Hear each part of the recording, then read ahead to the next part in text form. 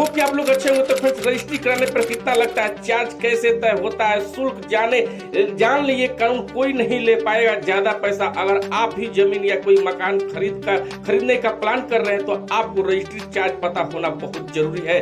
तो तमाम जानकारी बताऊंगा, लेकिन उससे पहले अगर आप मेरे चैनल पर नए हो, अब तक अपने मेरे चैनल को सब्सक्राइब नहीं किया तो चैनल को सब्सक्राइब कीजिए और बेल आइकन प्रेस करता है, जो भी ऐसे अपडेट हो सबसे पहले नोटिफिकेशन आपको प्राप्त हो। तो रजिस्ट्री चार्ज में भी सरकार द्वारा तय किए जाते हैं। ये चार्ज जगह संपत्ति के प्रकार पर आधार पर तय होती है। जब भी कोई आप मकान या जमीन खरीदते हैं तो उसकी रजिस्ट्री कराना बेहद जरूरी होता है। रजिस्ट्री के लिए विभिन्न प्रकार के दस्तावेज सरकार द्वारा मांगे जाते हैं, जिसे दोनों पक्ष दोनों देना होता है। रजिस्ट्री चार्ज में भी सरकार द्वारा तय किए जाते हैं। ये चार्ज जगह संपत्ति के प्रकार आधार पर तय होता है। बता दें कि जमीन का रजिस्ट्रेशन एक कानूनी प्रक्रिया है जिसके तहत एक व्यक्ति की जमीन किसी दूसरे व्यक्ति के नाम पर ट्रांसफर की जाती है। भारत में जमीन की रजिस्ट्री सरकार द्वारा सुनिश्चित की जाती है। इस रजिस्ट्री पर सरकार का निर्धारित शुल्क भी लगता है, जिसे जमीन की कीमत के अनुसार लगाया जाता है। यदि आपको रजिस्ट्री परचेज के लिए बारे में जानने जो है पता हो तो आप ऑनलाइन पोर्टल पर भी उपयोग कर सकते हैं। जमीन की रजिस्ट्री को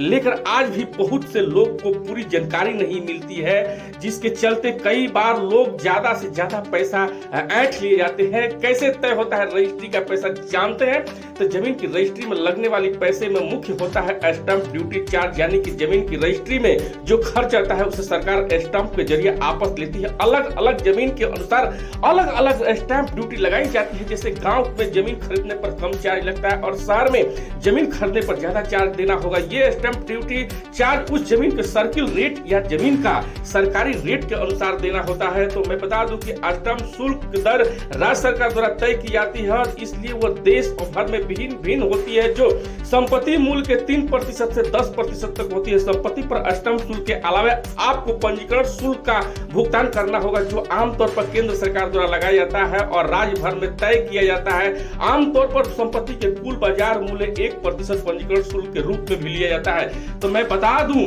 कि अगर आप जमीन खरीदने की प्लान कर रहे हैं या आप कोई मकान खरीदने की प्लान कर रहे हैं तो आपके लिए ये कानून जो है, ये नियम जो है बेहद जानना जरूरी है, ताकि आप जो है मार्केट में ज्यादा पैसा देकर अपनी जमीन को रजिस्ट्री ना कर सके, जो है धोखाधड़ी से बच सके और जो जेन्युइन जो सरकार की रेट है उस रेट में आप अपनी जमीन को जो है रजिस्ट्री कराए। तो ये जानने से आपको पैसा भी बचत होगा और सही काम भी होगा। तो मैं बता दूं कि ऐसे ही जानकारी के लिए आप मेरे चैनल को सब्सक्राइब कीजिए। फिर एक नई अपडेट के साथ उपस्थित होऊंगा। जय हिंद, जय बिहार।